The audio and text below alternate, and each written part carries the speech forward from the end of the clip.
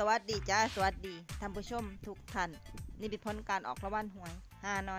อยเฉพาะกิจประจำวันที่4กรกฎาคม2569รางวัลเลข2ตัวรางเลขที่ออก18รางวัลเลข5ตัวรางเลขที่ออก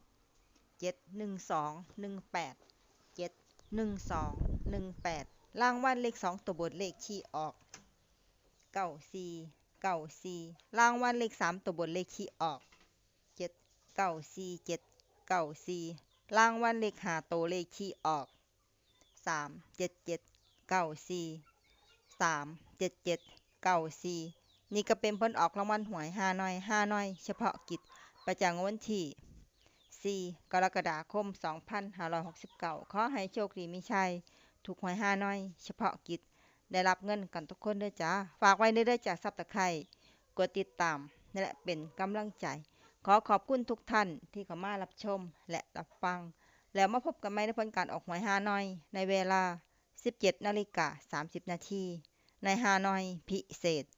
สำหรับครั้งนี้